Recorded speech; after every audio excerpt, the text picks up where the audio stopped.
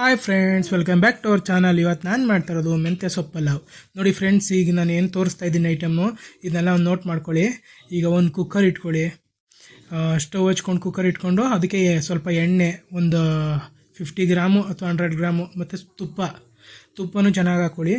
ಅದಕ್ಕೆ ಸ್ಪೈಸೀಸ್ ಹಾಕಬೇಕು. ಚಕ್ಕೆ, ಲವಂಗ, ಅನಾನಸು, ಮರಾಠಿ ಮುಗ್ಗು, ಏಲಕ್ಕಿ, ಸೋಂಪು, ಪಲಾವ್ ಎಲೆ, ಸ್ವಲ್ಪ ಗೋಡಂಬಿ, ಒಂದು ಸ್ವಲ್ಪ ಜಾಪತ್ರೆ, ಇವಿಷ್ಟೂ ಹಾಕಿದ್ದೀನಿ ನೋಡಿ, ನಿಮ್ಗೆ ತೋರಿಸಿದ್ದೀನಿ.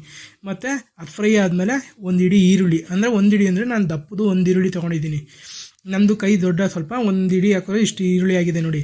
ಇದನ್ನು ಈರುಳ್ಳಿ ಸ್ವಲ್ಪ ಲೈಟ್ ಬ್ರೌನ್ ಬರೋಗಂಟ ಫ್ರೈ ಮಾಡ್ಕೊಳ್ಳಿ ಚೆನ್ನಾಗೆ. ಇದು ಫ್ರೈ ಆದಮೇಲೆ ಶುಂಠಿ ಬೆಳ್ಳುಳ್ಳಿ ಪೇಸ್ಟು 1.5 ಸ್ಪೂನ್ ಹಾಕೊಳ್ಳಿ. 1.5 ಸ್ಪೂನ್ ಹಾಕ್ಕೊಂಡು ಇದನ್ನು ಚೆನ್ನಾಗಿ ಫ್ರೈ ಮಾಡಿ.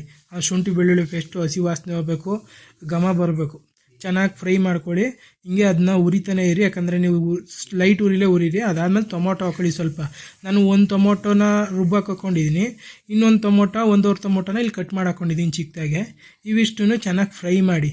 ಚೆನ್ನಾಗಿ ಫ್ರೈ ಮಾಡಿಕೊಂಡು ಟೊಮೊಟೊ ಸ್ವಲ್ಪ ಸಾಫ್ಟ್ ಆಗಲಿ. ಆಮೇಲೆ ಹಸಿರು ಮೆಣಸಿಕಾಯಿ, ಕರಿಬೇವು ಇದನ್ನು ಹಾಕ್ಕೊಳ್ಳಿ. ಇದನ್ನು ಚೆನ್ನಾಗಿ ಫ್ರೈ ಮಾಡಿ ಎಣ್ಣೆಲೆ. ಇದಿಷ್ಟು ಚೆನ್ನಾಗಿ ಫ್ರೈ ಆಗಬೇಕು, ಯಾಕಂದರೆ ಫ್ರೈ ಆದರೆ ಅಡುಗೆ ಬೇಗ ಕೆಡಲ್ಲ. ಫ್ರೈ ಆದಮೇಲೆ ಸ್ವಲ್ಪ ಕ್ಯಾರೆಟು ಒಂದು ಅರ್ಧ ಕ್ಯಾರೆಟ್, 1 ಕ್ಯಾರೆಟ್ ಅದಕ್ಕೆ ಹಾಕ್ಕೊಳ್ಳಿ. ಅದನ್ನು ಚೆನ್ನಾಗಿ ಫ್ರೈ ಮಾಡಿ. ಅದನ್ನೆಲ್ಲ ಚೆನ್ನಾಗಿ ಫ್ರೈ ಆದಮೇಲೆ ಇದೇ ಥರ ಕಮ್ಮಿ ಉರಿಲೇ, ಅಂದರೆ ಮೀಡಿಯಮ್ ಉರಿಲೇ ಫ್ರೈ ಮಾಡಿಬಿಟ್ಟು, ಈಗ ನಾನು ಟೊಮೊಟೊ ಪೇಸ್ಟ್ ಮಾಡಿದ್ನಲ್ಲ ಆ ಟೊಮೊಟೊ ಪೇಸ್ಟ್ ಹಾಕ್ತಾಯಿದ್ದೀನಿ.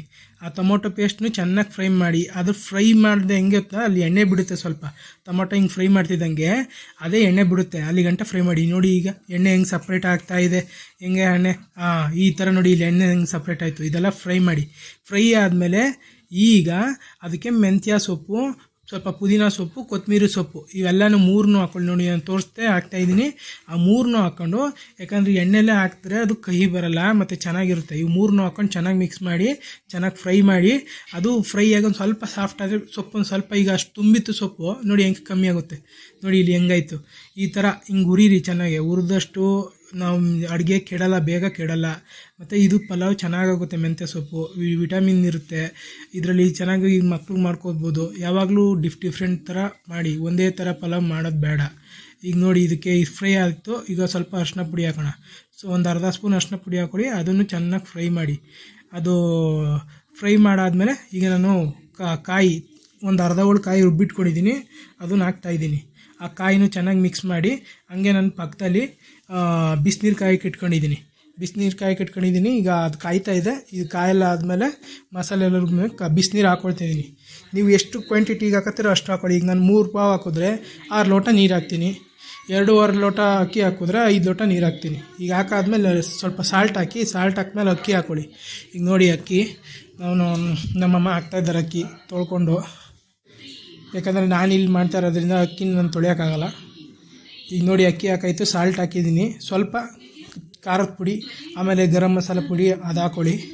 ಇಲ್ಲ ಪಲಾವ್ ಮಸಾಲೆನೂ ಹಾಕೋಬೋದು, ನಿಮ್ಗೆ ಯಾವ್ದು ಬೇಕೋ ಅದನ್ನ ಹಾಕ್ಕೊಳ್ಳಿ. ಅಂದರೆ ಮಸಾಲದು ಪಲಾವ್ ಮಸಾಲೆ ಹಾಕ್ಕೊಳ್ಳಿ ಅಥವಾ ಬಿರಿಯಾನಿ ಮಸಾಲೆ ಹಾಕ್ಕೊಳ್ಳಿ. ನಿಮ್ಮ ಖಾರದ ಪುಡಿನೇ ಹಾಕ್ಕೊಳ್ಳಿ. ಅಂದರೆ ಖಾರದ ಪುಡಿ ಈಗ ನಾನು ಹಾಕಿರೋದು ಧನಿಯಾ ಪೌಡ್ರು, ಮೆಣಸಿನ್ಕಾಯಿ ಪೌಡ್ರು 2 ರುಬ್ಬಿರೋದು. ಆಮೇಲೆ ತಿರ್ಗಿ ಇನ್ನೊಂದು ಸ್ವಲ್ಪ ಸಾಲ್ಟ್ ಹಾಕ್ಕೊಳ್ಳಿ. ಸಾಲ್ಟು ಒಟ್ಟಿಗೆ 2 ಸ್ಪೂನ್ ಹಾಕಿದ್ರೆ ಹಾಕ್ಬೋದು, ಇಲ್ಲ ಸ್ವಲ್ಪ ಆಮೇಲೆ ನೋಡ್ಕೊಂಡು ಹಾಕ್ತೀನಿ ಅಂದರೆ ಅದು ಇನ್ನೂ ಒಳ್ಳೆಯದು, ಹಾಕ್ಬೋದು. ಈಗ ನೋಡಿ ಪಲಾವ್ ಎಷ್ಟು ಚೆನ್ನಾಗಾಗಿದೆ, ಎಷ್ಟು ಉದುರಾಗಿದೆ. ಮೆಂತ್ಯ ಪಲಾವ್ ರೆಡಿ. ಟೇಸ್ಟಿಯಾದ ಪಲಾವ್ ರೆಡಿ. ಮಾಡ್ಕೊಳ್ಳಿ, ತಿನ್ಕೊಳ್ಳಿ.